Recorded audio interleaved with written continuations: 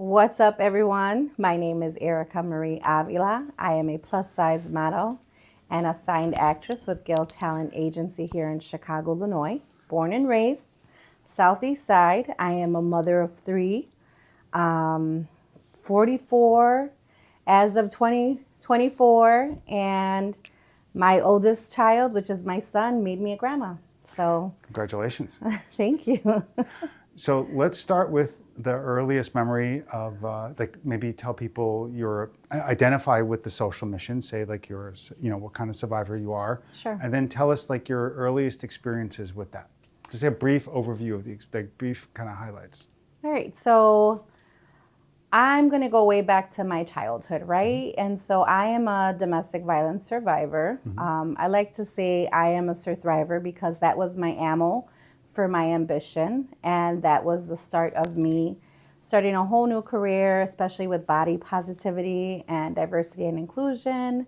It goes way back from generations after generations. And I said that I was going to be the one to break that generational curse of domestic violence and abuse within my family. So what did it look like when you were younger?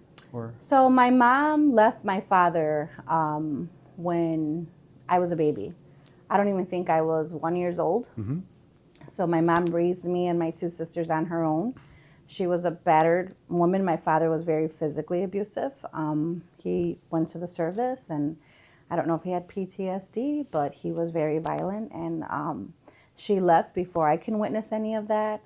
So she's taught me to walk away. She's taught me to be strong and, not take abuse. But there were certain abusive treatments that I was conditioned to that I didn't realize were forms of abuse within a relationship. From her? Yeah. Okay. So from her being a victim, she transitioned into picking up traits where now she became very aggressive and verbally abusive. I want to say emotionally abusive to, me and my sisters, physically as well. I mean, our whooping was like some major. It was a little extra. It was pretty harsh. So we got beat pretty bad, especially myself. I was the youngest of three, and I was pretty mischievous. Sure. So do you have any sound bites from like from what the verbal aggression sounded like? Bitch.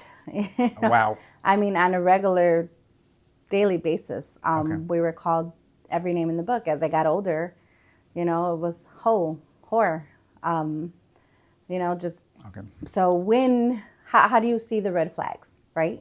Within a relationship when you've been told these things on a regular basis since. Got it. So that's a beautiful pause for a moment. Let's now shift into when did you wake up? That you weren't raised that wasn't a normal childhood. Like, what was your wake up call? And what's your recovery like? What things did you do to get better? Sure. So some of the things that I did was say I wanted to get educated, right? And so I wanted to unlearn some of the things that I had been taught. And again, if you want to see change, it starts with you. And so I wanted to be the change that I wanted to see. I tried to bring people with me, but of course, if they're still within a toxic behavior, they're going to be reluctant to that, right? And so I was the bad guy at that point. And it almost made me fearless and resilient. So as bad as it was to have to go through that treatment from your own mother, it was also very easy for me to walk away, right? From men who were disrespectful and abusive within the relationship. Because you could recognize it. I could recognize it, but sometimes I accepted certain behavior, right? And so blindsided or dummy down, you kind of dummy yourself down to disrespect when you like somebody. And so I think attachment is harder than love. And so one of the ways that I even got into that relationship with the guy who was super abusive, which is my first ex-husband, was because I was almost running away from home, right? I was still dealing with things at home with my mom. Ricochet type of thing. Yeah, the first time I got married, I wound up marrying my father. The second time I got married, didn't realize I was still dealing with childhood trauma and didn't self-reflect enough, hadn't grown enough within myself, hadn't healed. Second time around, I married my mother. And so having to deal with a different form of abuse because it wasn't physical, It was just emotional, verbal, and financially controlling. Having to walk away from that was one of the hardest things that I had to do because there wasn't physical abuse. Right. So everything wasn't as obvious, right? Like his forms Yeah. of controlling me, because my mother was very controlling. Mm-hmm.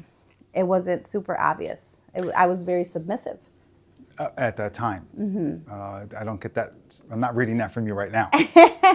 No. I To me, mean, it's a compliment. I'm very vocal. I'm very Yeah. expressive. Those are some of the things that, even though my mom had these abusive behaviors, she also taught us to be independent and, walk away and not put up with anything. So she led me in that sense to be, like, hey, I'm not going to tolerate that.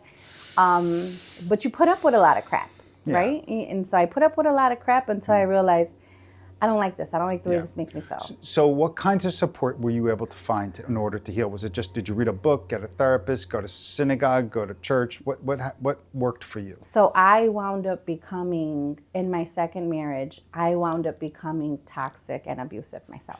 Okay. When I didn't like myself anymore because I was aggressive and I was verbally being disrespectful as well. It was just like it was just a toxic relationship. So that back and forth that just didn't feel good because I was out of character. I went to domestic violence training and got certified in that. And that's how I became an advocate for domestic violence. And that's when I realized that my childhood trauma was still affecting me. Sure. Right? And then I'm going to be honest, I went to God. I went to prayer. I went to my faith. I went to, just believing that there was something more for me versus just these repetitive cycles and lifestyles. I just didn't want it. So education, which is the DV awareness, and faith, your system of faith. That's where all the emotion and the deeper spiritual work that's where you did your work. Yeah. And I had a very good support system. I have a lot of friends and family. We've always been very open. I'm very transparent. So it wasn't hard for me to talk about it. But one of the biggest things that is the reason for my strength and my reason for being an advocate is because my cousin was murdered. Okay. And so when she was murdered and my first ex-husband showed up to that funeral and said that should be me in a casket. That's when I'm like, I'm done being quiet. I'm done having people dim my light. I'm done. So from me saying like, I'm going to stand up for myself, and not only going to stand up for myself, I'm going to stand up for the people who are shy. I'm not shy. So let me go ahead and take a stand for everybody and just bring awareness. Absolutely beautiful. Any advice to your younger self that you can give your younger self with the camera pointed at you? Do you have any words if you were to be in the same room with yourself at a younger age? Don't be rebellious. Don't? Well, you can be.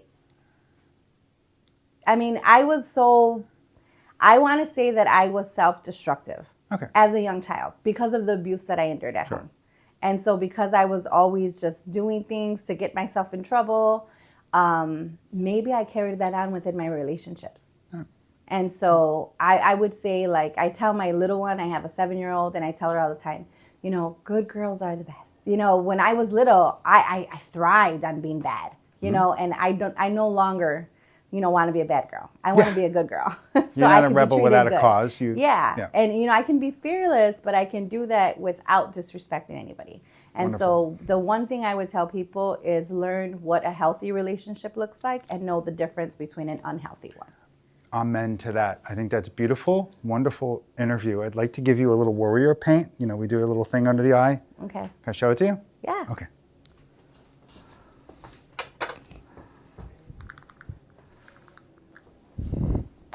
So if you dip your thumb into here and you get a good helping of it with your thumb, you make like a like a On black, both sides or just one, Okay. and then just right here, and then that's that's the purple strong mark. Thank you. Get a bunch of it because it's kind of funky to work with. What is this? It's makeup. It's eyeshadow. Awesome. We have makeup remover afterwards. You don't have to wear it all no day. problem. So it's the opposite. Just like, so watch my thumb when you're ready. Just like that. Yes. Start here inside, and just like a war paint. It's like war paint. Absolutely perfect. Let's wave at folks at home watching this. You're a warrior. Beautifully I am done. totally a warrior. I think so too. Beautiful. Thank you. Thank you.